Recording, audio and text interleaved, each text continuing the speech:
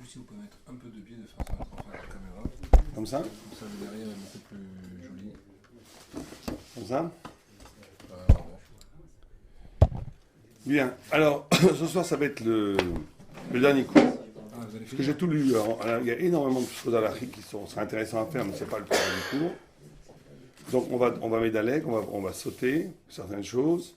Et la fin du Ner Mitzvah, c'est une sorte de moussard qu'il fait aux gens. C'est très intéressant d'ailleurs. Vous pouvez le lire.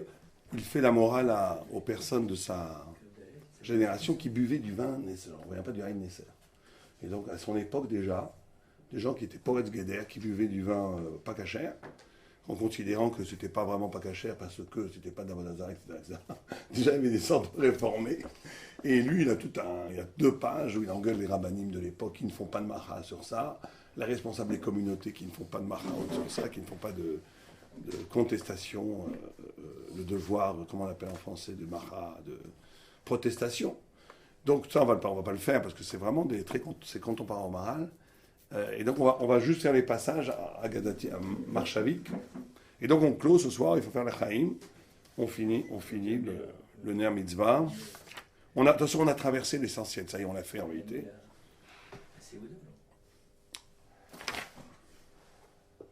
Il y a encore 2 ou 3 perles qu'on va. Bah, il faut voir les Rav Kadosh. Et après, il y a Pourri, c'est Or Hadash. Hein, mais alors, c'est un plus gros morceau, Or Hadash. Mais ça, on verra.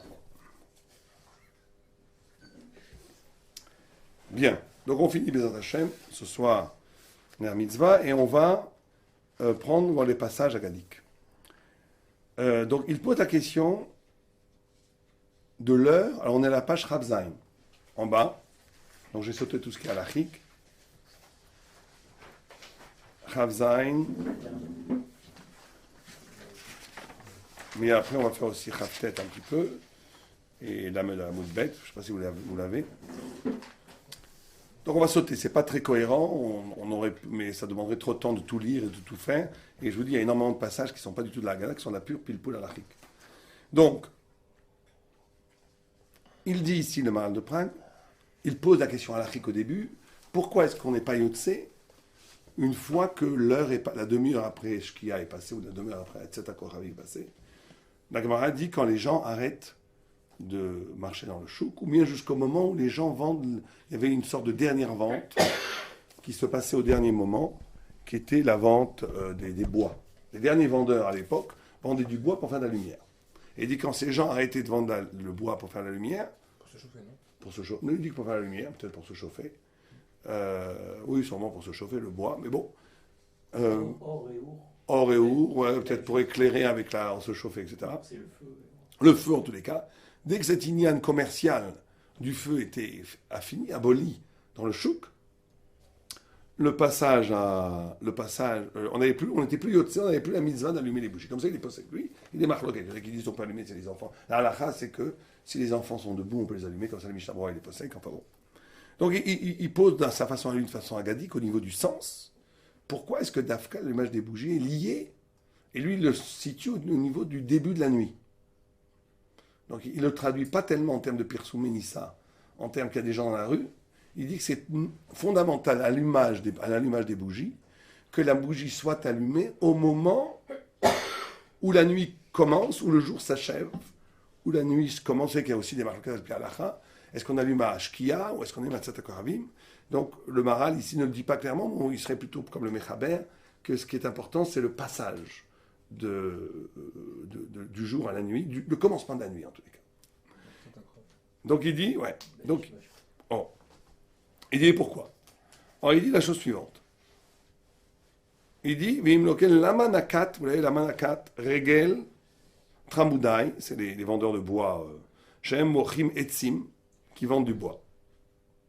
Et il dit, mais si on veut donner un sens purement littéral à la chose, en disant, mishum shehem acharonim, parce que c'est les derniers. Donc, tant qu'il y a du monde dans la rue, il y a une mitzvah, et ceux qui sont les derniers dans la rue, c'est ceux qui vendent du bois. Il dit, avec les lamamar, on aurait dû dire, comme il y a d'autres endroits, on dit, jusqu'à la fin, qu'il n'y ait plus personne dans le chouk. Ou mimele, et par conséquent, regel, des tatromadai ou shehem acharonim. Et là. Donc il veut dire, c'est pas ça l'explication. L'explication, si on signifie que la ligne terminale d'allumage des bougies, c'est jusqu'au moment où les gens vendent du bois, qui est fait pour faire de la lumière ou de la chaleur, du feu en tous les cas, c'est que c'est lié au feu, c'est lié à la lumière. Alors en quel sens? Et la bijouille qui est Mochim Etzim Lasot Medura Laïr. Vous voyez, là il dit Laïr. Hein. Effectivement, c'est pas le Pajou, alors j'ai raison ici, qu'à première vue, on ne vend pas du bois pour Laïr. Enfin, peut-être que oui, peut-être qu'ils faisaient des cheminées aussi pour s'éclairer. Laïr pour éclairer. Mais Kol Zman Sheelu Em Beshuk Uzman Shekonim Etzim Laïr. Va'adain Uzman Adlakata Or. Donc là, il dit une chose assez extraordinaire. Il dit tant que le monde est occupé à acheter de la lumière, on va dire. Acheter de la lumière. On est encore dans la référence de la lumière où on peut allumer les lumières de Hanouka. Les kacher kala regel des Talmudai en odzman ladlik. Donc il dit, là c'est une idée extraordinaire en vérité du Maharal, que il faut traduire, c'est pas une idée poétique, mais poétique au sens métaphysique, thoraïque du terme, ce qui se passe au niveau économique, parce que c'est économique, les gens, j'imagine, vendaient du bois en dernier, parce que c'est à ce moment-là que les gens avaient besoin d'acheter du bois pour s'éclairer ou pour se chauffer. Donc il dit, il faut, si le monde est occupé à s'alimenter en termes d'énergie et de lumière, cette vérité purement physique est là pour nous enseigner une vérité métaphysique. Ça, c'est une constante chez le Maharal. Une constante chez le Maharal, que ce qui se passe au niveau purement qu'on pourrait expliquer qu'un idiot, enfin je veux dire un non-transcendant, quelqu'un qui serait complètement matérialiste, l'expliquerait de façon matérialiste, il faut être capable d'en donner un sens d'un événement métaphysique. Personne aujourd'hui ne fait ça pratiquement, je ne connais pas de gens qui fassent ça. Mais est-ce qu'on est capable de traduire des données purement économiques, purement politiques, purement ce que vous voulez, qu'on pourrait expliquer, que des journalistes pourraient expliquer? Est-ce qu'on peut traduire ça en temps qu'il se passe quelque chose infiniment plus haut, d'ordre métaphysique, et que ce que l'on voit, que ce que l'on perçoit par rapport au travers du script physique matérialiste n'est que le reflet, n'est que le signe de quelque chose d'infiniment plus fondamental qui se passe. Et le Maharal nous dit, on ne peut pas allumer les lumières de Hanouka, qui à première vue n'a aucun rapport, c'est la lumière de la Ruchniut. On a tout ce qu'avait dit le Maharal de Paris au début, c'est que la lumière de Hanouka représente la lumière d'au-delà du réel, d'au-delà de la matière. C'est le organouz. C'est pour ça qu'il y a 36 bougies par rapport aux 36 heures qu'a vécu Adam Arishon, éclairé par la lumière innée, par la lumière supérieure. Parce qu'il a vécu 36 heures avec la lumière. Il a été créé avec l'organouz, il a été créé à l'aube, 12 heures de Yom Shishi, plus tout le Shabbat, Motzei Shabbat, il a été exclu du Gan Eden. Et donc il a inventé la lumière physique, avec les étincelles des silex. Mais pendant 36 heures, il a vécu avec une lumière qui n'obéissait pas à l'économie du réel. Alors, toute la notion de bougie qui ne consomme pas le shemen, c'est ça. C'est que dans le monde qu'on connaît, il ne peut pas y avoir d'énergie sans destruction. Ça n'existe pas aujourd'hui. On ne peut pas avoir d'énergie sans détruire, sans un combustible. Il faut consommer quelque chose. Et c'est pareil dans le savoir d'ailleurs. On ne peut pas connaître quelque chose si on ne détruit pas quelque chose. On ne peut pas apprendre, connaître véritablement quelque chose si on n'est pas capable de faire un saut ontologique, de détruire une façon archaïque de connaître. On ne peut pas connaître quelque chose si ça ne passe pas par du déchet. La connaissance fait du déchet. C'est pour ça qu'il y a un passage qui dit, je remets toujours le passage par cœur en hébreu, mais que plus il y a de connaissances, plus il y a de déchets. Marbe Chochma, Marbe... Non, pas Zima. Il y a un autre mot. Bon, c'est bon. Non, c'est pas obsolète. C'est qu'il y a un passage qui dit que Marbe Chochma, Marbe d'avoir une chose qui n'est pas belle.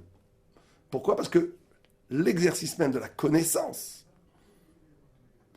oblige destruction d'une connaissance antérieure.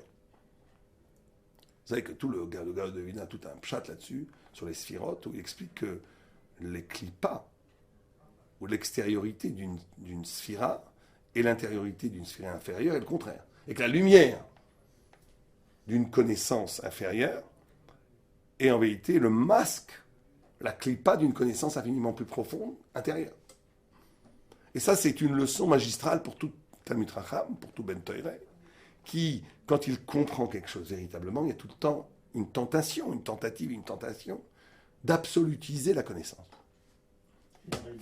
Alors que c'est jamais comme ça. Une connaissance, elle est toujours là comme une échelle pour arriver à une connaissance supérieure, et elle demande, il faut être tout le temps dissident par rapport à sa connaissance.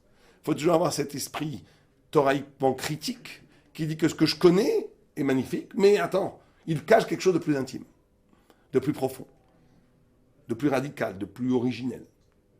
Alors il y a une grande marloquette, ça on ne va pas rentrer dedans, entre les chassidim et les misnaged, jusqu'à où on pousse, enfin je ne vais pas dire misnaged, entre ceux qui ne sont pas chassides, jusqu'à où on pousse ce raisonnement. C'est que le Rabbi Nachman de Breslav a poussé ce raisonnement à Dassof, où il mévatène la connaissance première. Ouais.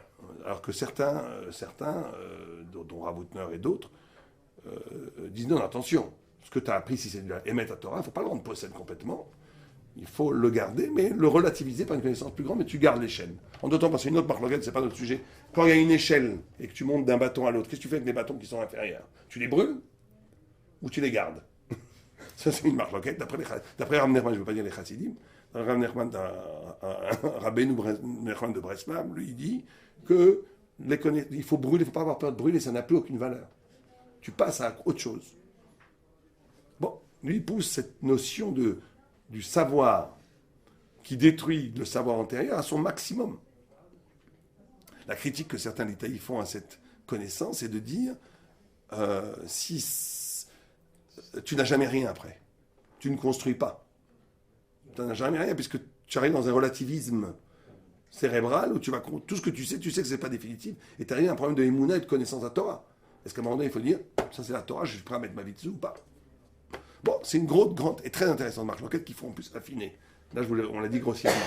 Mais c'est une marloquette très très profonde, parce que, à première vue, Elou livré le Kimchaim, parce que même les détails sont d'accord qu'une connaissance est abolie par une connaissance plus fine, plus profonde, etc., etc. Bon.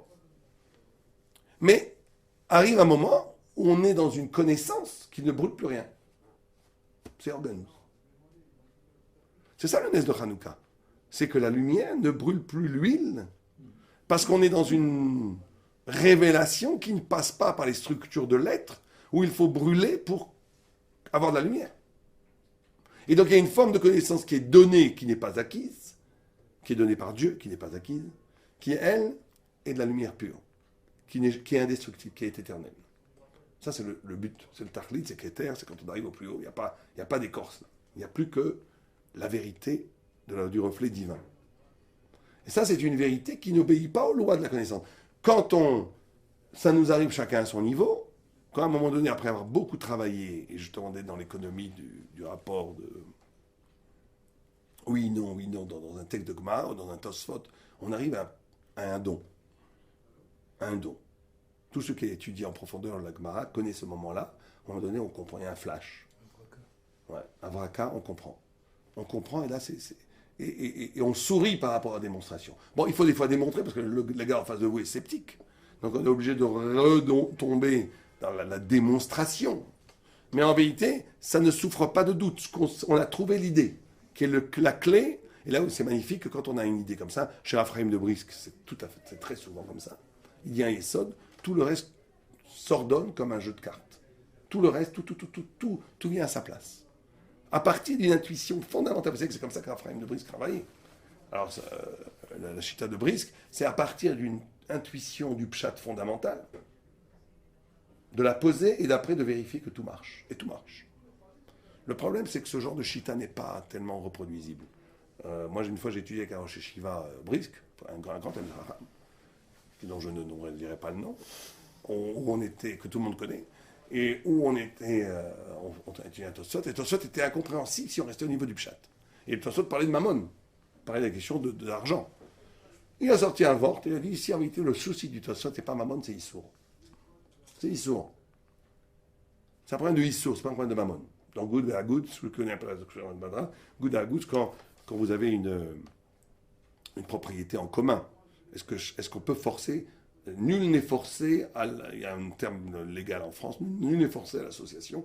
Donc je peux dire, ou bien tu m'achètes ma partie, ou bien je t'achète la tienne. Je ne suis pas obligé d'être ton associé. C'est évidemment un problème de mammon. Bon, on parle là-bas de Eved et tout. Bon. Et le Sor Shiva, je vous donne ça juste en exemple, a voulu expliquer le Tosfot à partir de dire que la préoccupation fondamentale de Tosfot, c'était le Issou. Et c'est vrai qu'à partir de ce principe-là, où on déplace, comprenez, on déplace le centre de gravité.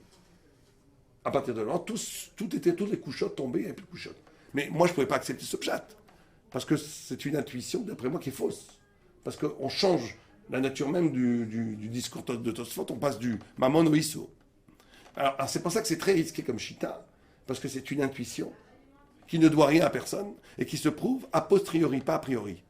Je pose une théorie, et à partir de là, si tout va bien, alors tout va bien. Mais, qu'est-ce qui se passe? On a des fans qui veulent rentrer? Non, c'est fermé. Donc, ouais. Mais quand c'est vrai, c'est magnifique. Quand l'intuition est vraie, alors elle est cette organouse, elle est cette lumière révélée. C'est un don divin, où elle n'est pas construite à partir justement d'un refus, d'une élaboration, de brûler des étapes avant, etc. Elle est la vérité en soi qui est donnée, et tout s'articule autour. Et Raphaïm le fait tout le temps, mais comme on l'a dit, c'est une chita très difficilement reproduisible. Il faut être génial, il faut être sadique. On ne peut utiliser la chita de Brice que si on est génial, et si on est sadique, c'est-à-dire qu'on est capable d'avoir une zakout, une pureté, qui fait qu'on est aurait de cette lumière. Mais sinon, ça peut donner des catastrophes, on va dire n'importe quoi, parce qu'effectivement, c'est une théorie, c'est une hypothèse. C'est de déplacer le centre de gravité. D'ailleurs, en science, ça s'est passé un peu comme ça. À un moment donné, on essayait, quand Copernic a dit le Soleil est au... Exactement, il y avait un a priori que la Terre était au centre du monde, et on faisait toutes sortes de pile-pouling pour expliquer comment ça marchait avec les étoiles, ça marchait pas 100%, donc on ravistolait, jusqu'à un moment donné, quelqu'un a dit, attends, si je change tout, on va dire que le Soleil est au sens du monde, tout marche. Copernic lui-même, c'était une théorie au début, qui s'est vérifiée après, mais c'était une théorie. C'est une théorie, Brisker, où il dit, je déplace le centre a priori, et tout marche donc. Puisque tout marche après ça, Mistama, c'est vrai. Alors c'est quelque chose qu'on peut utiliser ou pas. Bon, en tous les cas, pour nous, ce qui nous intéresse, ces deux notions-là, c'est la notion, le Maharal nous dit qu'il faut être capable. Alors ça, c'est très difficile à faire, et je vous dis que je le revois rarement, et que c'est nous-mêmes, c'est très très difficile à faire. Comment être capable de traduire un événement qui est lui-même explicable à partir des catégories de l'être, et de le penser, et de le vivre, et de l'expliquer à partir du signe de la transcendance.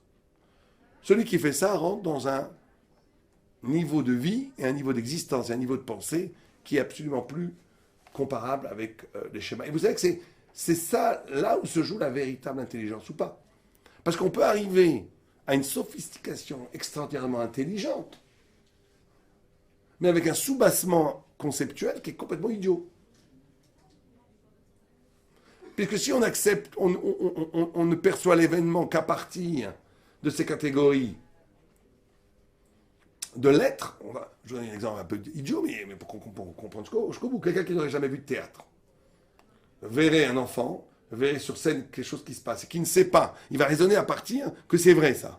Il peut arriver à des raisonnements très compliqués, très très justes, mais qui sont partis d'un fondement complètement faux. Donc il faut pas avoir peur d'un déplacement de sens, Et nous, ce qui nous est la prescription, ce qui nous est demandé, c'est être capable justement de considérer, tiens, des gens vendent du bois. C'est les derniers à vendre du bois. Les gens vendent du bois parce qu'il fait froid, parce qu'ils ont besoin de lumière, parce que c'est la nuit et c'est tout. Non, c'est pas tout. Le fait qu'on vende du bois à la bordure du jour et de la nuit veut dire que la lumière n'est perceptible que quand on est capable la lumière, de la vérité n'est perceptible, et on va voir c'est ce qu'il va dire après, que quand on passe du jour à la nuit. Alors on va expliquer ça. En tous les cas, c'est ça qu'il faut être capable de voir. Et que d'allumer les lumières après ce passage du jour à la nuit, ça n'a plus de sens. Pourquoi? Alors on va voir. C'est ce qu'il dit maintenant. Péod. Yesh lefaresh, ki zman adlaka ou acher shetishka achama, מפני שהדלקת הנר הוא בשביל שעשה השם יתברך להם ניסים. L'allumage des bougies renvoie au Nes. Chafret Aboun Aleph. Chafret en vérité. יתברך להם ניסים.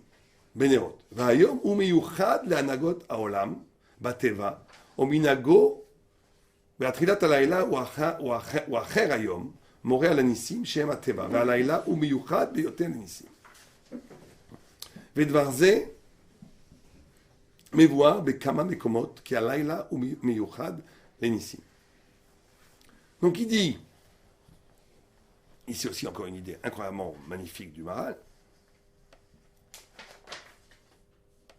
c'est que si on allume les bougies la nuit, on va expliquer pourquoi dans le début de la nuit, ou entre le passage du jour à la nuit, c'est parce que la nuit, c'est le moment du miracle. Et le jour, c'est le moment de la nature, de la teva. Le jour est le moment de la nature parce que, c'est pas qu'il n'y a pas de miracle dans les jours, il y a aussi des miracles des journées. C'est que le jour, dans son apparaître diurne, en journée, en pleine lumière, la manifestation de l'être est tellement puissante qu'elle ne laisse pas la possibilité de penser l'au-delà de l'être. Ce n'est que quand la nuit arrive, et que quand c'est une vraie nuit, Rav Shapira parle très souvent de cette notion de nuit, et il dit, on n'a plus de vraie nuit aujourd'hui. Aujourd'hui, on vit, il n'y a plus de vraie nuit, parce que l'électricité a envahi partout, on vit dans des fausses journées. On ne sait plus ce que c'est la vraie nuit. Il faut aller dans la montagne en pleine nuit pour voir que tout s'éteint.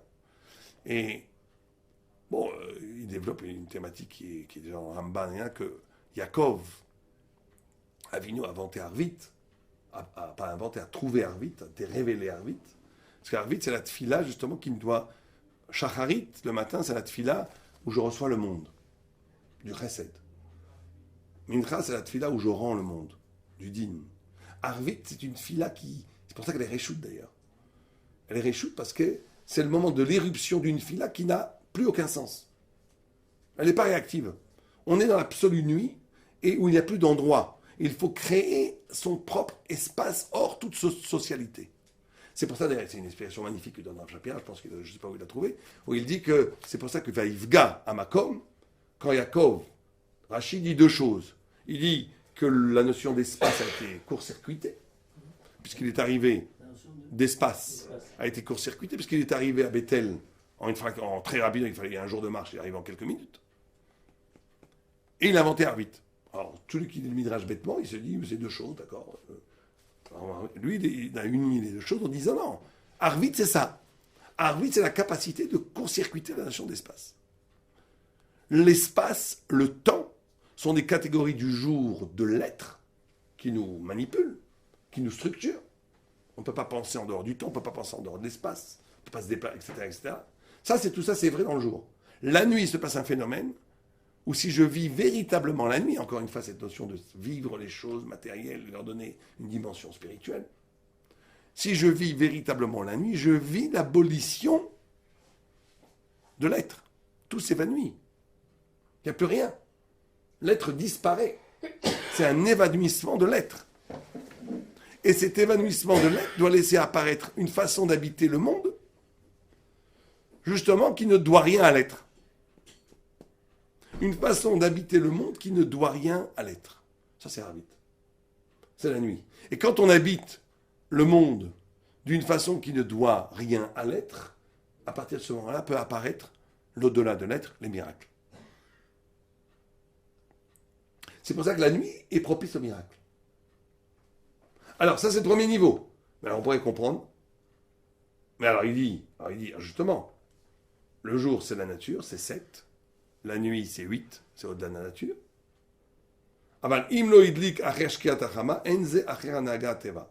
Donc il dit, et là c'est aussi encore une idée incroyable du Maharal, parce qu'on pourrait poser la question, si c'est comme ça, qu'est-ce que j'ai besoin d'allumer au milieu de la nuit?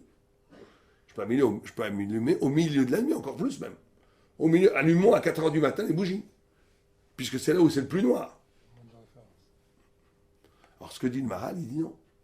Il dit, et ça c'est aussi une grande leçon pour nous, il dit, on ne peut pas arriver à l'au-delà de l'être si on ne vit pas le passage de l'être à l'au-delà de l'être. Je vais prendre une minute pour expliquer ça. C'est pour ça qu'il faut aller au passage. Quelqu'un ne peut atteindre la nuit que s'il sort du jour. Quelqu'un ne peut atteindre le miracle que s'il s'arrache à la teva. Quelqu'un ne peut toucher au cœur de la nuit que s'il vit l'expérience d'un arrachement du jour. C'est le passage du jour à la nuit qui, fondamentalement, te fait toucher à la nuit. Mais si tu es déjà dans la nuit, tu as déjà posé je ne sais pas si c'est psychologique ou spirituel ou ce que vous voulez, mais en tous les cas, si tu es déjà dans la nuit avancée, tu as déjà ordonné une façon d'exister dans cette nuit qui fait que tu as peu la capacité de vivre vraiment la nuit. Parce que justement, en habitant la nuit, tu vas vivre la nuit, mais tu ne vas plus vivre le secret de la nuit. Pour arriver au secret de la nuit, pour arriver à toucher au miracle de la nuit, il faut avoir une expérience de l'arrachement de l'être pour arriver au-delà de l'être. Et là, bien entendu, cette phrase, qui a l'air de rien, nous amène à toute une série de considérations spirituelles. On ne peut pas, d'après le Maharal en tous les cas, être spirituel si on ne fait pas le travail d'arrachement matériel. On ne peut pas être spirituel en niant la dimension matérielle. Ce serait une fausse spiritualité pour le Maharal. Être spirituel, avant tout, c'est d'être capable de s'arracher au matériel. Mais pour s'arracher au matériel, il faut faire l'acte de s'arracher au matériel. Donc il n'y a pas de bon. C'est pour ça qu'on dit que plus un tzaddik grandit, plus son yatzara grandit. C'est pas un hasard. C'est parce que c'est le combat contre le yatzara qui t'ouvre les portes de la transcendance, de la Elokut, de la vérité. Si tu n'avais plus yatzara, quand tu grandis, il n'y aurait plus de possibilité de grandir. Tu n'arrives au nœud et à la vérité spirituelle que si tu t'arraches. Il n'y a pas de vérité sans arrachement. Ça, perpétuel. Sauf peut-être quand on arrive au niveau de Moshe Rabbeinu, je sais pas, il y a des niveaux où il n'y a plus à aller nulle part. On y est déjà.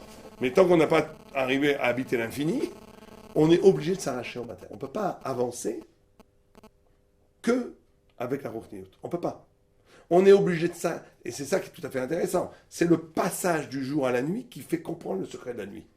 C'est l'arrachement. La spiritualité en elle-même est construite à partir d'un trou que je suis capable de faire dans la vie, dans la. C'est pour ça que la Kumara est toujours faite d'opposition, de questions, de toute personne qui voudrait oublier la matière pour nager dans le nirvana spirituel, c'est pas juif. C'est des fausses spiritualités. Parce que, et là, ça veut dire que quelqu'un qui ferait ça retrouverait, d'après le Maharal, une forme de matérialité. Pourquoi ?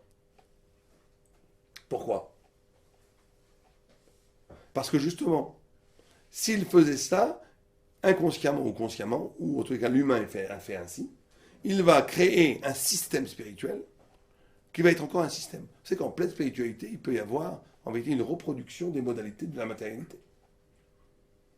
Parce que justement, la spiritualité n'existe que quand il y a tant qu'on est dans l'amazé en tous les cas, que quand il y a infraction, que quand il y a brisure d'un système. Tout système est là, se présente toujours comme oubli de Dieu. Tout système. C'est pour ça qu'il n'y a rien de plus étranger au judaïsme, et il ne faut pas avoir peur de se battre contre ces gens-là, que les fanatiques de la Torah. Ceux qui assènent des vérités et qui disent c'est comme ça et pas autrement. Bien sûr que la Emouna, il n'y a pas tout bien entendu. La Emouna, c'est la Emouna, il n'y a pas bien entendu. Quand je dis fanatiques de la Torah, des gens qui ont renoncé à réfléchir et qui ont renoncé à avancer dans leur travail de limoud. C'est pour ça que la Torah dit que le bitul Torah, c'est le pire des péchés. Parce que tu figes. Et quand tu figes, tu fais de l'idolâtrie. C'est de l'idolâtrie. Et toute personne qui dit, c'est comme ça, voilà, moi j'ai 3-4 idées dans la tête, 5-6 idées dans la tête, de Torah, qui sont vraies d'ailleurs. Et c'est tout, je peux rien savoir d'autre. Le reste, c'est du Yatzara. C'est des Avodazara. C'est de l'Avodazara. C'est des gens qui ont figé la spiritualité. Et la spiritualité n'est que quand elle est en brisure Il n'y a pas d'acte spirituel si ce n'est de s'arracher à la matière. Un homme, ici-bas, n'a pas d'autre chose. Il va être zoré d'une lumière quand il va faire un mouvement antinaturel. Mais pour faire un mouvement antinaturel, il doit être chayar à la nature et dépasser sa nature. Vous savez que tout le monde connaît cette histoire dans Vaïchi, c'est la paracha. Que Yaakov Avinu dit je vais vous révéler le Keitz. Je vais vous révéler la fin des temps. Révéler le Keitz, c'est pas de dire une date du Messie, hein. C'est de révéler, de vivre ensemble le visage messianique. Comme un peu dans Shabbat. Quand on vit un vrai Shabbat, il y a des moments où on vit un vrai Shabbat, dans les chants, dans la nourriture, dans le vin, dans le Limud Torah, dans les Dvar Torah, mais dans la Maba. On goûte un peu au Lamaba. Eh ben, Yaakov et certains grands rabbinim le sont capables aujourd'hui encore, ils sont capables de vivre un instant de pure messianité. On vit au niveau individuel l'époque messianique. À Purim, par exemple, il faut être comme ça. À Purim, on doit se moquer du rachat. On ne doit pas avoir peur. C'est le seul jour où il y a écrit, vous savez qu'il y a écrit que celui qui se moque, qui se bat contre le rachat Gamour, si lui, il n'est pas tzaddik Gamour, il tombe. Le rachat l'emporte sur le tzaddik. Bon, la mazé. À moins d'être un tzaddik Gamour. Mais c'est écrit qu'il faut se méfier de ne pas se battre contre les rachaïm, parce qu'on perd, à moins d'être un tzaddik Gamour. Parce que le olamazé est donné au rachaïm. On voit dans Hanouka, on est encore dans Hanouka, on disait comme expression du Hiloul dans Alanissim, tzadiki, rachaïm beya tzadikim. Le grand miracle. Pourquoi c'est un miracle? Pourquoi tu dois dire que tu donnes Rabim beyad me'atim? Je comprends. Giborim beyad Hanashim, tout ça est miracle. Mais il écrit tzadikim, rachaïm beyad tzadikim. En quoi c'est un miracle? Oui, c'est un miracle. Ben, on l'a masé, c'est le rachat qui l'emporte. Il payera plus tard et il y aura justice immanente plus tard. Mais dans le monde ici, quand on se bat contre les rachats, c'est très mauvais. Sauf si on est tzaddik Gamour. Il y a un jour où on peut se battre contre le rachat, on va gagner. N'importe qui, n'importe quel juif. Kacher. Purim. Parce que c'est Zman HaMashiach. Purim, c'est un instant d'éternité. Purim, c'est un instant où c'est le Mashiach. Purim, c'est le jour du Messie. On boit, on chante, on est dans le Messie. Celui qui a véritablement vécu Purim, il a vécu un jour de Mashiach. C'est le jour du Messie. Et donc, Yaakov veut révéler un Purim à ses enfants. Il sait que si tout un Israël est ensemble, le Mashiach sera apparu. Et le Mashiach n'apparaît pas. C'est pour ça qu'elle est stouma, la paracha. Et donc il dit, bon, tout le monde connaît le Midrash, vous avez un d'entre vous qui a le lait dans l'arbre d'Azara, il dit, tout le monde dit non, Shema Israël, écoute Israël. C'est à ce moment-là que Shema Israël est né. Enfin, non, il y en a avant, puisque Yaakov disait Shema Israël quand il a rencontré Yosef en arrivant en Égypte. Mais, dans tous les cas, c'est à ce moment-là que Shema Israël est devenu l'article de foi de Ham Israël. Ils ont tous répondu, écoute Israël, ils parlaient à leur père. Écoute Israël Yaakov. Hashem Elokeinu Hashem Echad, on est tous ça. Et là, Yaakov a compris quelque chose. Il a dit, bah, oh, Hashem Kevod Malchut Olam. Ce qu'il a compris, les kavanot qu'il faut avoir quand on dit Ashbaou Shem Kevod, c'est Mashiach, Misrut Nefesh, Mechiat Amalek. Il a compris que ce qu'il croyait qu'une révélation ne pouvait pas être en soi. C'est ce qu'on vient d'expliquer maintenant.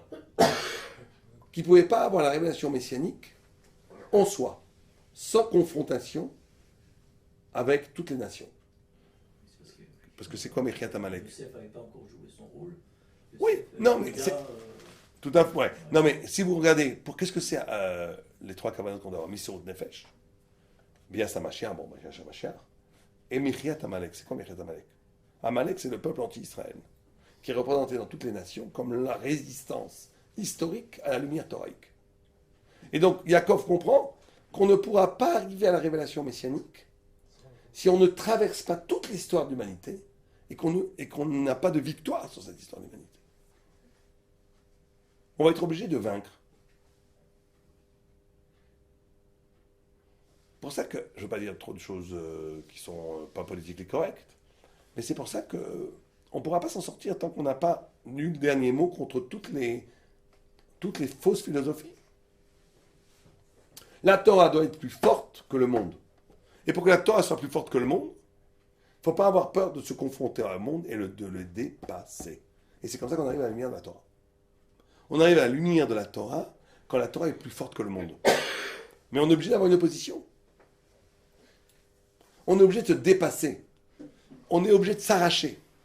On est obligé de traverser toutes les nations, toute la galoute, et que la lumière de la Torah continue à briller, à scintiller au cœur même de ces nations-là, pour que la Torah se libère et qu'il y ait événement spirituel. Il n'y aura pas événement de vérité s'il n'y a pas arrachement au mensonge. Pas shoot. Il n'y a pas événement de vérité s'il n'y a pas arrachement au mensonge. Et donc, il nous dit, le Maharal, que l'heure d'allumer les bougies, c'est l'heure où on passe de la nature, qui est le jour, à la nuit. Après, quand tu es en pleine nuit, ça ne veut plus rien dire. Tu t'arraches pas. Tu es déjà dans l'histoire de la nuit.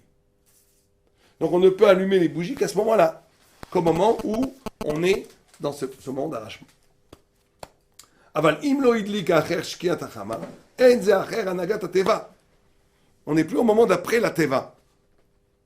Como shekavu yamechanukah chet yamim, opirashnu ki hashmini hu al anagat hateva lemala, ועל הטבע שייך שבע, כהגד שבע ימי בראשית, שבהם נברא הטבע, שהוא הנהגת העולם, והשמיני הוא מיוחד על משהו אחר הטבע, כמו שהם כל הניסים, וכן היום הוא מיוחד להנהגת העולם הזה, והטבעי והלילה הוא מיוחד אל דבר שהוא אחר הטבע, וכן אמרו במדרש כי הלילה הוא מיוחד לאחר הטבע, וכן אמרו ז"ל לא עברי לילה אלא לגרסה. C'est pour ça que c'est très très très important d'étudier la Torah la nuit.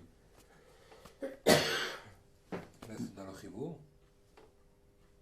Parce qu'en principe, on dit ça après Khatzot.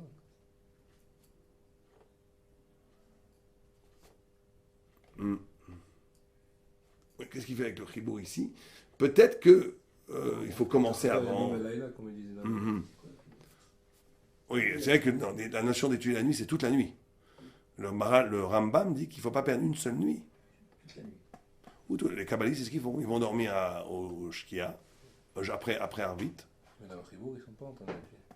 Ils sont à la tefila. Dans la tefila, ils font le Chibour et ça garde pour l'après. Et ils se réveillent à 11h30 à peu près du soir. Et tu étudies jusqu'à Moud HaShachar. Parce qu'on dit que les premières nuits, le Ben Ishraï dit que les premières nuits, enfin les premières heures, elles valent le double. Si on dort, les premières heures jusqu'à Khatzot, elles valent le double. Si on dort 1 heure avant Khatzot, ça vaut comme 2 heures après Khatzot. C'est des heures formidables. Alors, c'est reconnu par la médecine traditionnelle chinoise ou par... Sentiment populaire, hein. Sentiment populaire.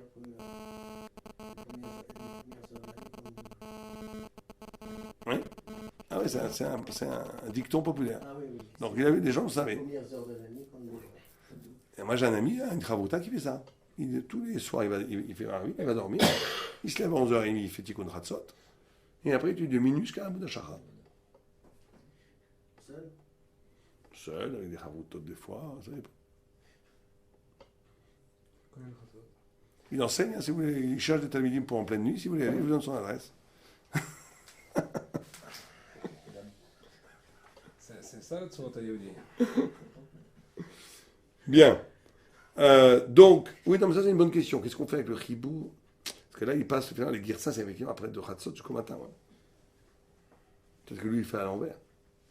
Du matin jusqu'à l'aube. Et pourquoi est-ce qu'il faut étudier la nuit? Parce qu'il dit des Kol Zeh Mipnei Ki HaTorah Nativit.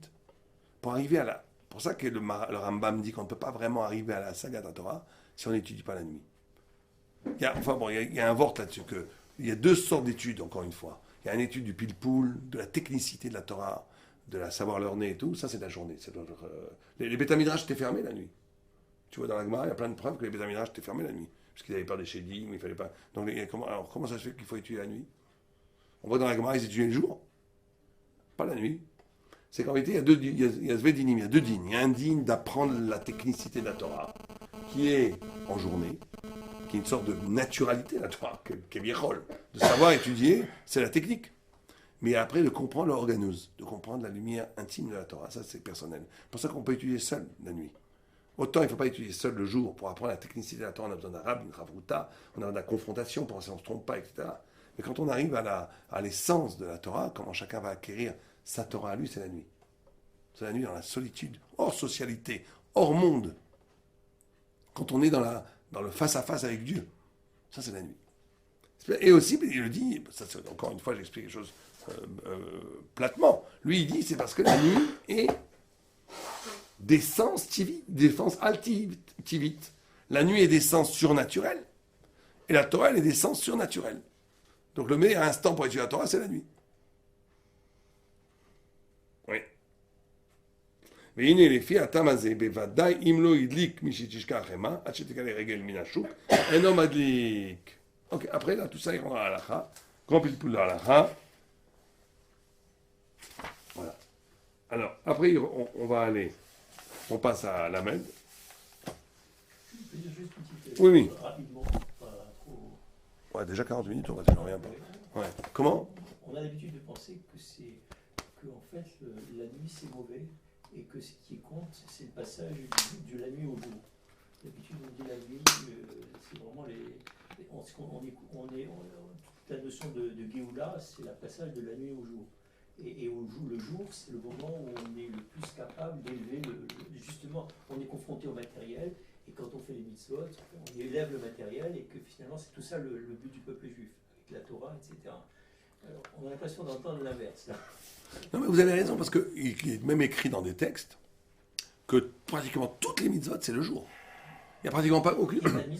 Si, il y a quand même Achilat Matzah, la nuit de Pessah, il y a Agadat Pessah, il y a le manger une kazaï de kazaï la nuit de Sukkot. Il y a quand même, mais c'est vrai que 99% des mitzvot, c'est le jour. Mais parce que les mitzvot, c'est de l'ordre de comment introduire l'infini dans le fini. Comment introduire, mais c'est un mouvement haut, c'est un mouvement de base, de haut en bas. La mitzvah s'inscrit dans le réel. Et le réel, c'est le jour. Mais l'étude de la Torah, c'est la nuit. Et les mitzvot que tu vas faire la nuit, elles sont éminemment liées à l'infini. Ça, c'est un mouvement de bas en haut. C'est un mouvement, comment dans la nuit elle-même, la mitzvah que tu fais te relie à un système plus haut. La plupart des mitzvot sont là pour installer le malchut, le ziv ashrina, la divinité dans le monde. C'est un kéli qui fait descendre la divinité dans le monde. Mais il y a quelques mitzvot, et surtout les Torah Keneged Kulam, qui n'est pas là pour faire descendre la divinité dans le monde, qui est là pour nous relier à la divinité.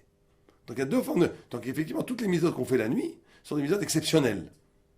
Ce sont des mitzvot, des rampes de lumière vers Dieu. Mais la plupart des mitzvot, c'est effectivement des rampes de lumière de Dieu au monde. On a créé... Donc il y a deux formes, effectivement. Comme dans l'étude de la Torah.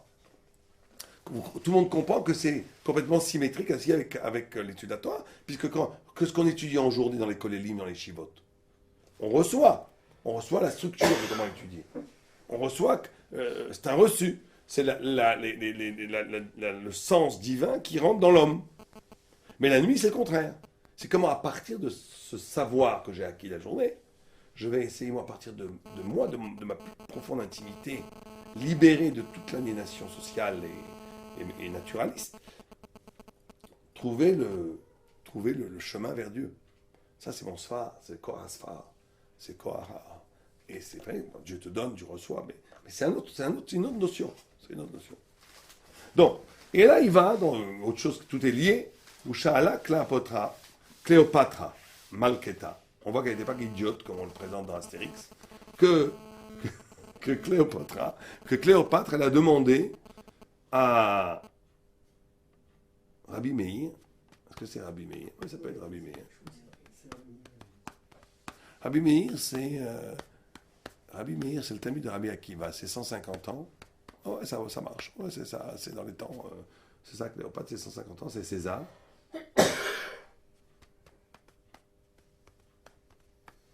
100 ans, ouais, plutôt 100 ans, ouais, 70 ans après. Ouais. Donc, elle a demandé à Cléopâtre, la Cléopâtre Malka a demandé à Rabbi Meir. Il y a Dina de Chai Shrive. D'Ertiv, elle savait la Torah, mais il dit tout Meir, que Esav. Je sais que les mourants vont vivre.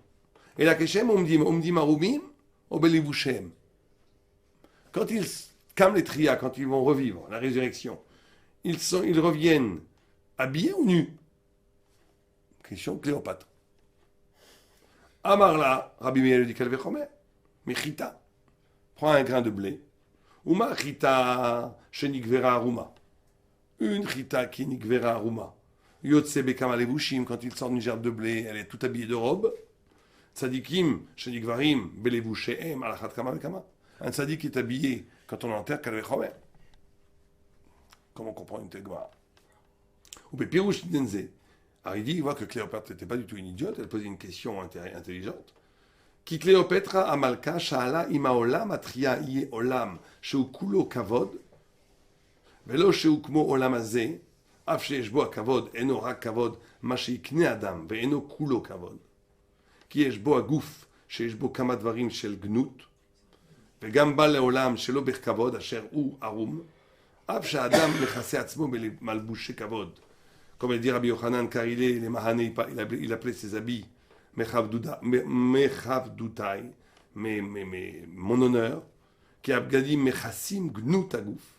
אין זה רק מלבוש לזמן. מה? ויש לאדם 10 וסילוק מן הכבוד, ונשאר הגוף עצמו ערום שלא בכבוד. גם יצא אל העולם ערום, וגם נמצא בו עגנאי, בצובה, כבוד טואלט, ושאר דבר, אבל תחייה יהיה אדם כולו כבוד. לכך עמדו מלבושיהם, ולא יהיו ערומים, וזה מורה על כבוד לגמרי. ואמר כי הוא קל וחומר. מחיטה, כלומר, אם אדם נולד ערום שלא בכבוד, אינו מפני שהגוף נברא מטיפה זכוכה. ולכך נמצא בו עגנות ונולד ערום, אבל החיטה אינו בא מטיפה זכוכה, רק מחיטה נקייה. לכך יהיה יוצא בכמה מלבושים, ואינו יוצא בגנות, קל וחומר צדיקים, הנגברים בלבושיהם, דרך כבוד. וטיפה שכרה כבר הלכה, ואינה נמצאת במיטת האדם. כל שכן כשעמדו מלבושיהם, ולא יהיו ערומים, רק יהיה אדם כולו כבוד. Et c'est pour ça qu'il dit que Tzitzit, etc. Qu'est-ce qu'il nous dit alors? Qu'est-ce qu'il nous répond? Il dit que la question de Cléopâtre, c'est de savoir, est sur la résurrection de l'homme, au temps futur, va accoucher d'un homme parfait, resplendissant, départi, dédouané de toute la honte inhérente à l'homme, de l'imperfection qu'est la honte, ou pas. Exactement. Il lui répond que oui, il lui répond à partir du chita. Alors ça, c'est très important aussi, chita, la notion de comment chaque fois Tréas Amétim, les rabbanim prouvent à partir de la nature, encore une fois, des concepts métaphysiques. Pourquoi est-ce qu'ils font ça? C'est vrai qu'il y avait une discussion entre un mine et un rabbi, et il lui disait, le mine avait le toupet de dire au rabbi, vous dites des âneries. On voit que le monde ici, on va dire, tout le monde est d'accord, il faut bien comprendre cette idée. Tout le monde est d'accord. Quelqu'un qui dirait, oui, c'est possible que les morts renaîtront. Dieu, il a Kol Yachol, il peut faire des miracles. Quelqu'un qui dirait une chose pareille. Est-ce qu'il serait yotzé de biyad, de Emouna, de Tréas Amétim? Non. Rachid dit non. Rachid dit Malanou et Emunato. Quelqu'un qui dirait oui, Dieu, pourquoi pas, peut-être que les hommes revivront. Parce que Dieu, il peut faire ce qu'il veut. C'est pas comme ça qu'il faut croire ni au Mashiach, ni à la Tréas Amétim. On n'est pas yotzé si on croit comme ça. C'est de la minute de croire comme ça. Ce qu'il faut croire, c'est de montrer que le monde lui-même va de la mort à la vie. Et que la façon de voir le monde d'une façon idolâtre, qui veut dire balabati, d'une façon évidente, c'est de croire que le monde va de la mort à la vie. De la vie à la mort, pardon. Le mine disait à Rabbi, il lui dit, est-ce qu'on a déjà vu des vivants renaître? Ça n'existe pas. Tu vois bien que le monde entier va de la vie à la mort. Et c'est vrai que si on se réduit à une vision première, on a l'impression que les choses vont de la vie à la mort. Pas l'impression qu'ils vont de la mort à la vie. Or, ce que lui a répondu avec ces histoires de chita, c'est interdit de lire ces textes-là de façon enfantine. Pas qu'il a dit, je te fais un calme Homer. Je t'amène à. Il a dit, si déjà, à partir d'une graine, je fais du blé, et que c'est détruit complètement, à plus forte raison, un homme. Ici, à partir d'une kippa sroura, on a fait un homme, à plus forte raison, etc. Donc, ce qu'il a voulu nous montrer, l'Arabie, c'est que si tu es bitbonen véritablement sur la nature, tu vas voir le signe de la divinité, qu'en vérité, les choses vont de la mort à la vie, et pas de la vie à la mort. Et que si on a une impression que les choses vont de la mort, de la vie à la mort, c'est parce qu'on est complètement limité par notre existence et la peur de la mort, où on réduit tout à, ben pour moi, je vois que je suis vivant aujourd'hui et que je vais vers la mort. Pour moi, si je ne suis pas un croyant ou si je suis complètement limité, je ne vois qu'une chose, que je suis vivant, mon père était vivant, il est mort. C'est ce que je vois. Donc effectivement, si je me limite, encore une fois comme le théâtre, si je me limite à l'évidence première des choses, j'ai l'impression qu'on va de la vie à la mort. Mais Rabbi, il lui dit, prends un peu de hauteur. Regarde autour de toi. Il n'y a pas de ex nihilo. Aucune pomme n'est née comme ça, tout un coup, pomme. Aucun homme n'est né comme ça. Et tu vois bien que ces choses qui naissent, elles naissent de la mort. Tu prends un grain de blé, tu le mets dans la terre, il va pourrir. Qu'il y aurait une caméra qui filmerait la désintégration du grain, c'est la mort. C'est la vache la mort. Tout est détruit. Et de là va naître toute la vie. Un arbre, un chêne immense. On voit que la nature elle-même nous enseigne qu'on va de la mort à la vie. Et c'est que ça la vraie Emouna. La Emouna, c'est de comprendre que le monde va de la mort à la vie, pas de la vie à la mort. Que tu crois que peut-être que si tu es dans un monde où tout va vers la mort, mais bon, le bon Dieu va faire un miracle. Dans 150 ans, il va faire un miracle, il va faire vivre tout le monde. Tu n'es pas Yotsei, t'es pas Yotsei. C'est pas ça croire. Il faut voir dans le monde lui-même la volonté divine qui s'inscrit déjà et dans le mouvement général et d'aller de la mort à la vie et pas de la vie à la mort. Je suis gêné de vous dire ça, mais c'est exactement ce que dit Rav Kook dans Orotet Yeshua. Mais vous ne me gênez pas du tout. C'est exactement là. Ça ne m'étonne pas. Son idée, c'est de montrer qu'on va vers le monde. Ah, lui, il a positivé ça historiquement. Non. Après, au départ, comme je disais tout à l'heure, c'est une idée au départ, une idée a priori. Non, tout à fait. Mais Rav Kook était un immense Amitrachab, j'ai pas peur de le dire. Plus qu'un grand impérial, c'est un grand visionnaire. Le Chazon Ish a respecté beaucoup le Rav Kook en tant que C'est exactement Rav. ça. En fait, il montre que c'est la Emouna, c'est ça. Tout à fait. C'est de montrer qu'on va vers. Exactement. C'est toujours la même. En réalité, on pourrait réduire tout ça à une seule phrase, de dire il faut arrêter de voir avec les petites lunettes. Les lunettes de la vie. Il n'y a rien de plus assommant, plus exaspérant que de voir une intelligence exacerbée, une intelligence certaine, mais qui ne voit qu'à partir de l'évidence. Voilà. C'est Yavan. C'est vrai, c'est Yavan. C'est affreux.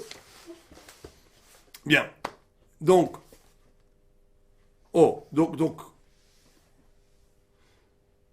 on parle de Yavan, c'est la plus grande victoire. Pourquoi il amène ça ici en Ner Mitzvah? Parce que c'est ça toute la victoire sur la Grèce, c'est ça. C'est que la Grèce va absolutiser la vision première de l'homme. Va absolutiser la façon. Alors ce qu'on dit, c'est non seulement qu'il y a une vie après la mort, mais que dans le monde lui-même, déjà, dans l'être, non seulement que la vérité n'est pas soumise à la matière, comme les Grecs le pensent. On n'est pas matérialiste. Mais que dans la matière elle-même scintille déjà le sens métaphysique. C'est ça être juif. C'est ça être juif. Être juif, ça ne suffit pas de dire un Olam Haba. Il faut dire, mais attends, je vois déjà les traces du Olam Haba dans Olam Hazé. Voilà. C'est ça tout le Maral, en tous les cas, en conclusion. Être capable de voir le Olam Haba dans Olam Hazé. Ça, c'est être juif. Et c'est qu'à ce prix-là qu'on pourra vaincre la Grèce. Parce que sinon, ils vont nous traiter ils vont nous dire, comme certains disent, c'est la fable religieuse. C'est une fable religieuse. Ils vont nous dire, vous croyez au l'au-delà, croyez-y. Moi, j'y crois pas. Mais ça suffit pas, ça. Il faut leur dire, non, j'y crois, moi, je vais te montrer que toi-même, tu es capable de penser. C'est la plus grande victoire qu'on peut avoir sur les apicorsim, c'est quand tu leur montres que leur apicorsut elle-même, elle a une originalité thoraïque. Moi, une fois, je disais à un athée, quand tu dis « je suis athée », tu fais un acte spirituel. Ça l'a rendu fou. Pourquoi? Parce que tu ne peux pas parler. Être doué de parole, c'est déjà la manifestation de la divinité.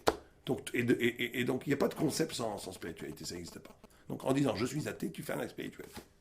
Donc, c'est ça qu'on doit leur montrer, en tous les cas. C'est ça qu'on doit essayer de montrer. C'est comment dans l'être lui-même est inscrit la scintillance de l'éternité. C'est à ce moment-là qu'on a gagné. Pour nous-mêmes. D'abord, il faut se le montrer à nous-mêmes avant de le montrer aux autres. Il faut se le montrer à nous-mêmes. Parce que malheureusement, on peut très souvent vivre qu'on est schizophrène. Ou d'un côté, on sait que la Torah est vraie, mais dans la vie de tous les jours, je suis complètement soumis aux catégories de l'être. Où je ne vois rien du tout de tout ça. Vous aviez dit, il y a deux niveaux. Il y a C'est-à-dire du mal peut sortir le bien, mais il y a un plus haut niveau, c'est que le mal, c'est le bien. De N 2022. Ben voilà, on a fini, on va juste lire les dernières pages, parce qu'après c'est, je vous dis, après, il fait une critique de... Il y a un Marizir de Kodesh, c'est vrai. Ouais. Comment? Vous êtes où?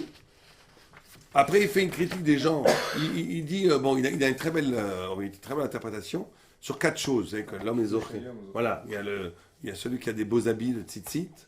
Il y a la mezouza, le tzitzit, la lumière de Hanouka, la mezouza, le tzitzit, le kiddush. Avec les zoré, et il dit que c'est comme une sorte de mouvement d'extériorité vers l'intériorité.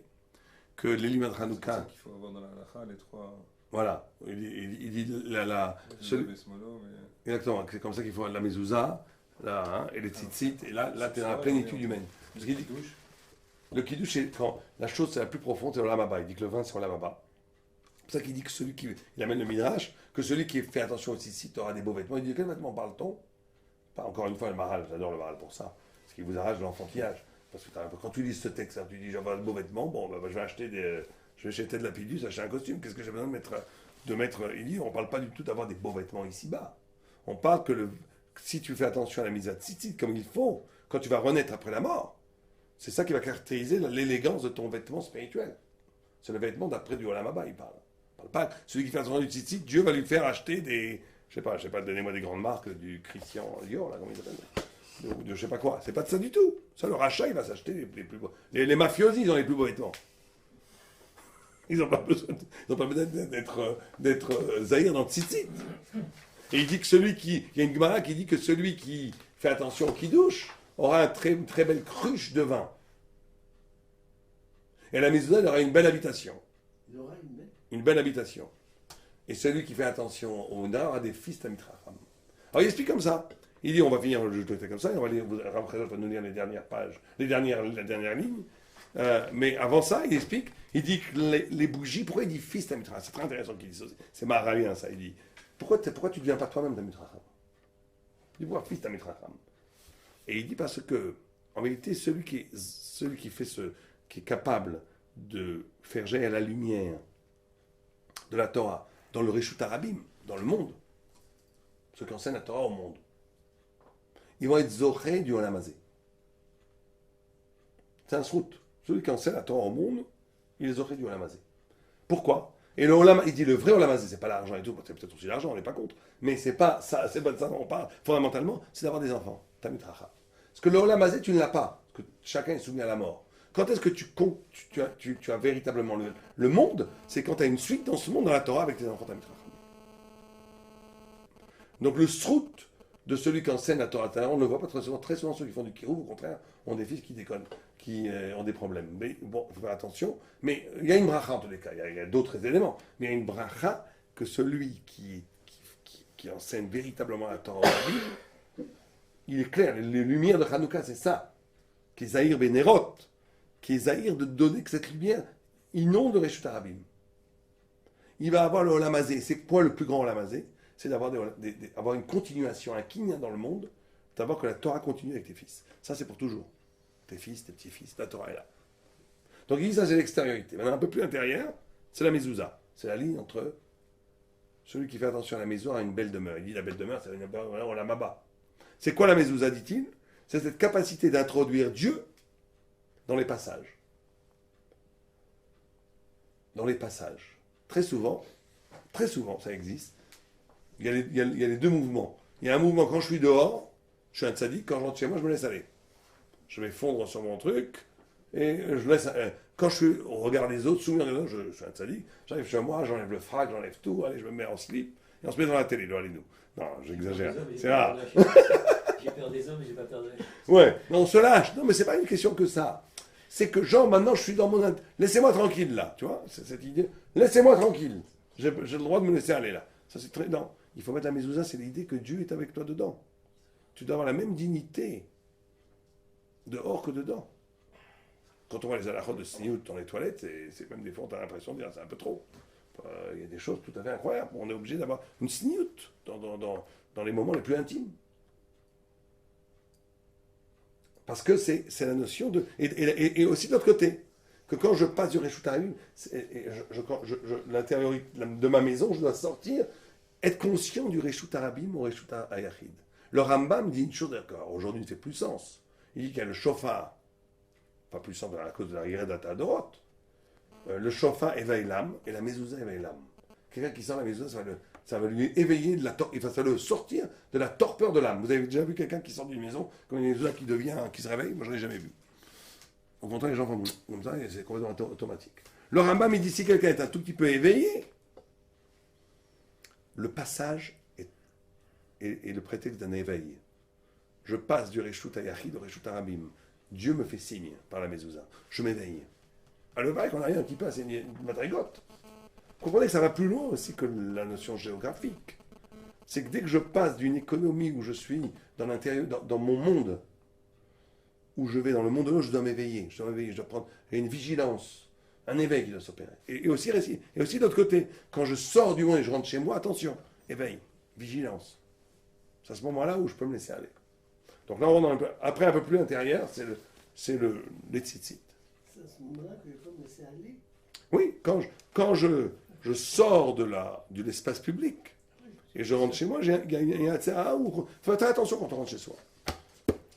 On vient de donner un sirop de moussard, on rentre chez soi, on crie sur les enfants, on dit pas bonjour à sa femme, on sait aller. C'est à ce moment-là qu'on a fait être vigilant.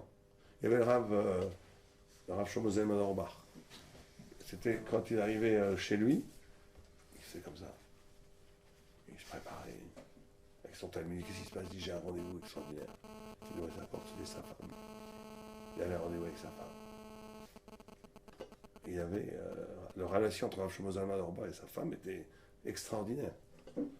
Il ne perdait pas cette vigilance de respect et d'événements. Ça c'est très très important. C'est des choses pas du tout très philosophiques, mais c'est très très important. On gagne son lamaba et on perd son lamaba beaucoup plus avec ça qu'avec d'autres choses. Comment on est mitié avec sa femme, avec ses enfants, beaucoup plus qu'avec d'autres choses. On croit que les grandes choses, quand Rabbi Yoshua ben Levi est mort, il est ressuscité, vous savez qu'il est mort, il avait une lumière, il est réapparu. Il a dit qu'est-ce que tu as vu? Il a dit j'ai vu Olam Hafour, j'ai vu un monde à l'envers. Une des explications d'Olam Hafour, il a dit, les grandes avérotes qui ont l'air ici, tuer, le ban et tout, là-bas, bon, c'est vrai. Quelqu'un s'énerve dans un bar, donne un coup de poing à quelqu'un, le tue, c'est très grave. Mais dans l'absolu, le Dieu de Dieu, c'est peut-être infiniment moins grave que quelqu'un qui dit des piques méchantes à sa femme, qui ont l'air de rien. Qui ont l'air de rien, personne va tu vas continuer à être juge, hein. Tu peux être juge n'importe où, tu peux être, soi-disant, tabitracha, mais continuer à être méchant. T'arrives là bas, c'est l'enfer. Et le gars, il comprend pas, il est avec le frac, il a toujours... Il ne comprend pas. Mais là, on comprend à ce moment-là, on comprend. Mais c'est un enseignement pour nous tous. L'Olam Haba et l'Olam Hafour Haïti. C'est par les petites choses, par la vérité des choses, la vérité du rapport qu'on devient tzaddik ou rachat. C'est marrant que c'est toute la marloquette entre Korach et Moshe Rabbeinu. Le tzitzit. La mezouza, le tzitzit. La mezouza, oui, tout à fait. Ouais. Peut-être qu'il faudrait voir le vin aussi. Il faudrait voir le vin, mais... Non, je crois qu'il ne buvait pas, justement. On avait Il y avait tout un truc sur le vin. Ouais, je crois Oui, il y a aussi un truc sur le vin. Ouais. Mais en tous les cas, le tzitzit, c'est comment justement, alors là encore, dans son comportement extérieur, comment mon kavod, comment rentrer la notion de divinité dans mon apparaître. Dans mon apparaître. Et il finit en disant, le vin c'est le plus profond, c'est le lamaba. Il dit, le vin c'est la chose qui fait corps avec l'homme. Quand je bois le vin devient une partie de moi-même. Là, c'est plus extérieur, c'est complètement intérieur. Et il dit, c'est pour ça qu'on dit une cruche. Une cruche, parce que c'est chomère, c'est ce qui est nistar. Et là, c'est comment vivre avec Dieu dans la plus profonde intimité. Comment ton adéquation à toi-même est en vérité une relation à Dieu. Donc il fait ces 4 moments-là, et après il se lance dans un moussard contre les gens qui boivent le vin de Haïn Nesser à son époque, en disant, vous ne comprenez pas que le Yain Nesser, le Yain Kacher, c'est ce qui est le symbole de l'âme Israël, qui est coupé des nations. Et après, il attaque les rabbinim de son époque qui ne font pas de contestation de les notables de son époque. Là, il y a 2 pages je ne sais pas ce qui se passait à son époque. Les gens, aujourd'hui, Baruch Hashem, c'est moi. On parle de gens religieux, hein, il dit. Il dit des gens qui sont chômeurs. Mais ils avaient décidé à son époque qu'on pouvait boire le vin des goïms. Aujourd'hui, on ne voit pas ça. N'importe qui est religieux boit du vin caché normalement. Bien, donc on va lire les dernières pages. Allez-y, Rav. Non, allez-y, allez-y, c'est vous qui avez l'initiateur de... Allez-y. C'est où? Ah bah, je sais pas, on va commencer. C'est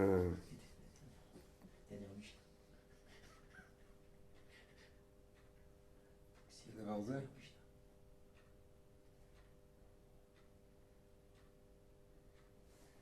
Ouais, c'est très intéressant. Les cas de baiser chez Iskir Olam Hazeh. העיקר בזה שהזכיר העולם הזה, בזה גם כן ימות המשיח, כי אין בין העולם הזה לימות המשיח, לכך אין זמן מיוחד לימות המשיח, ואין לימות המשיח זמן מוגבל כלל. Ça, c'est très important. Il dit que le Mashiach n'est pas soumis au temps. Le Mashiach n'est pas soumis au temps. Le Mashiach peut arriver à chaque instant. Le Mashiach peut arriver à chaque instant. Et il n'est pas soumis au temps parce que justement, il est la déchirure du tissu historique. C'est pour ça que le Mashiach peut venir. C'est pas du tout comme les gens pensent qu'il y a une histoire qui est en train de se construire qui va arriver à l'aboutissement par le Mashiach. C'est pas comme ça. L'histoire est au contraire une sorte de tissu qui est tissé, qui est très souvent une négation du visage messianique. Et le Mashiach va être une déchirure de ce tissu. Il va aller contre le temps. Pour ça, Nistar. Ouais. Donc il va avoir le Mashiach va apparaître. Pour ça qu'il arrive à Siaradas. Il arrive sans qu'on y pense. Parce qu'il n'y a aucune logique. Une logique visible. Il y a une logique spirituelle en haut, mais il n'y a pas une logique visible. Donc il arrive à un moment donné où tout le monde pense que c'est pas possible qu'il arrive. Parce que la notion du Mashiach n'obéit pas au processus historique. C'est au contraire une cassure des processus historiques. Allez-y. וכמו שאמר בסנהדרין, היום קראתינה אם בקולו תשמעו היום. Il peut venir aujourd'hui. Ayom, je vais venir. Si vous écoutez, je viens. לכן יסיר השם יתברך לב האבן מקרבנו, וייתן תורתו ויראתו בליבנו, וישלח לנו משיח צדקנו אמן, וכן יהיה רצון במהרה וימינו.